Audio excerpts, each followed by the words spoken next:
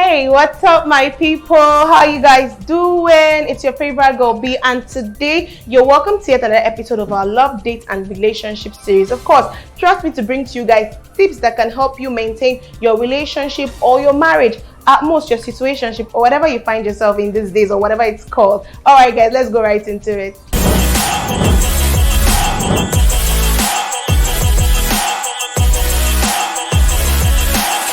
Okay, guys, so over the weekend I had some DMs from some people, some of our fans, and the man was complaining that his wife has made his home a living hell for him. So I decided to put that out here today. Okay, so I'm just going to come from different angles, but generally what we're going to be talking about today is on how to maintain your relationship and marriage, things to do and things not to do when you find yourself with someone you love or someone you care about. Okay, guys, number one is that a man's love language is respect, not love. You can tell the man you love him, you love him, you love him. If you don't respect him, you're not passing the correct message to him. So if you respect a man, for him it comes off that you love him because you respect him, you allow him, you give him the respect that he deserves. I'm not going to tell you to respect. Okay, number one is that people be like, oh, but he doesn't do what he's supposed to do in the house. Oh, he's a deadbeat dad. Oh, he's that. Oh, he's that.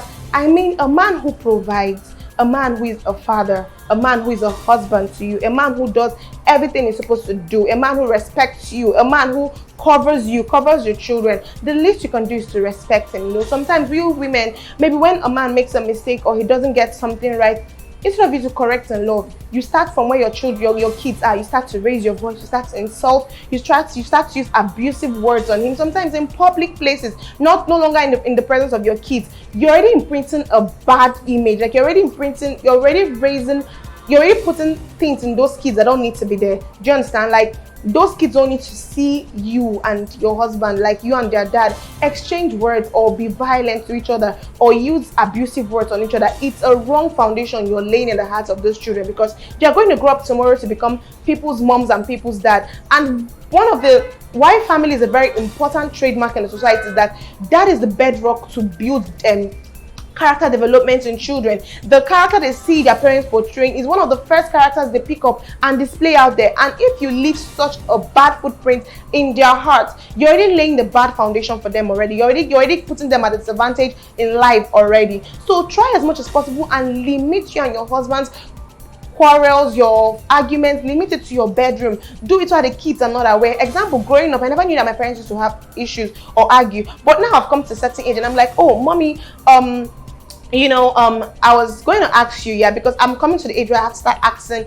certain questions. So I'm asking my mom that, why is it that you and dad, are you guys like so perfect that you guys, she said that you guys never fought, you guys never had arguments. She was like, no, that the truth is that she doesn't just let it come, like she doesn't bring it out there, she doesn't let it leave the four walls of their bedroom. And for me, that left a beautiful imprint on me, because I've seen marriage as a beautiful institution. I've seen love as a beautiful thing, you understand? So it's already like, it puts me at an advantage, because now it's wrong when I see someone talking down to their partner in public or something. I'm like, what's wrong? Like, this is wrong. So you don't allow such characters leave a footprint in the hearts of your kids. It is totally wrong. Respect a man, even if he's doing something wrong at that time. Even if you don't wash out his dirty linens in front of the kids or in public, there are better ways you can do that. Don't even speak in the heat of the moment, because when you're speaking in the heat of the moment, you are angry. So you're already passing off, you're going to say things you're going to regret. You're going to pass off messages that you don't even intend to. So calm down, take a deep breath. You can address the issue later at night, before you guys go to bed, or early in the morning, the early hours of the morning before your prayer time. You can talk to him and be like, okay, darling, this is the issue I have. I want to talk to you about this. And if he doesn't listen, then you've done your part. Is there someone he respects? It could be his mom, it could be his dad. I'm not a fan of taking your issues to a third party. When you do such things in front of your kids, you're already leaving a bad footprint on them already. Okay, moving on. I'm going to talk about finances, because I've realized that another thing that always causes issues in marriages, in relationships, serious relationship, courtship, is when it comes to money issue. As trivial as money sounds, but it has caused so many issues. I'm going to start from here. So when it comes to finances, guys, you have to be very open to your wife. For example, now, if she knows how much you earn in a month, she knows how much your from your salary, how much you're giving to the house, how much you give for yourself, maybe your transport to work, and the rest of the things, and the way you spend your money, the way you budget your money to be spent. If you're an open book when it comes to finances, there's no room for her to come and start demanding what is not there, unless she's being problematic or troublesome. Do you understand my point? So when you're open with your finances, you let her know, this is how much we make in a month, this is this, budget for feeding, budget for school run, budget for our kids, budget for, you let her understand that these are the places where your money is being spent on. Then she will understand that, okay, maybe we need to save, maybe we need to cut off from this part, cut off from this, to be able to get money to do this. She becomes even more creative for you. See, women don't have problem, trust me. She becomes more creative for you now. When you tell her, okay, this, she's not like, okay, if we reduce on this part, reduce on this part, we can get money to do this thing, to fund this project, to do certain things in the house. And you realize that once you're able to sort out money issues, you've solved 80% of the issues that can arise in the house. Because when a woman starts to nag or complain about certain things you don't do, trust me, it's still related to something money can solve. But if you can solve that part, if you can be open, if both of you, because of course in this present era with inflation and all, one person can't be the person supporting the whole family unless you're earning very, very well. You understand? So it still requires both parties. Or if it's your choice for your wife not to go out there and work to earn money, then that's all good. So everything is on you. So both of you, if she's also earning money, she also needs to be accountable for the amount she brings in. There's nothing like, oh, my husband's money is our money, my own money is my money. That is sick.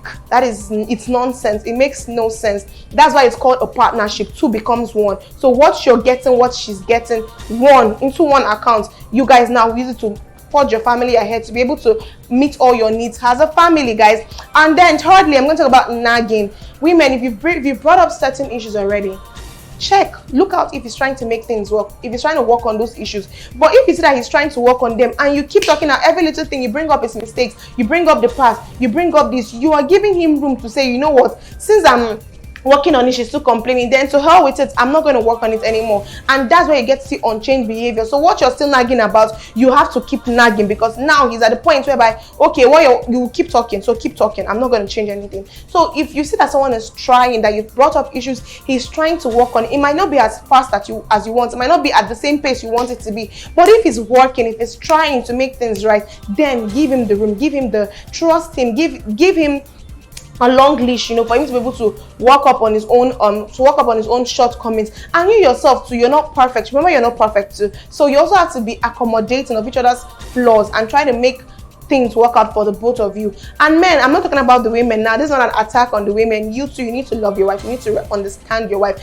When she's talking about a particular issue, please pay attention. That means it's hurting her. That means, for her to speak up on it, that means it's something that, it's something for her, so you have to work on it. You have to listen to her. Sometimes, don't get me wrong, this is not that people cannot just be problematic. Like, of course, there are women whereby you do all these things, it's like you're not satisfied. It's like there's nothing you can do that can make them happy. Then at that point, you'll be like, if nothing I can do makes you happy, I think at this point we should go our separate ways, because I don't see a reason why you should be in marriage and be sad. So many people, if you see comments, if you see people talking about marriage, some people are just as if they found themselves in some kind of life sentence in the prison. It doesn't have to be this way. So marriage was created to be enjoyed. It's a beautiful institution. We don't have to make things difficult for ourselves. If you get to a point where it's no longer working, be honest. Bring all your cards on the table. Discuss the way forward. You can be separated. If you don't want to be divorced, but you can be separated. You don't have to live under one roof, going at each other's neck every day, creating a very toxic environment for your kids and yourself as well. Because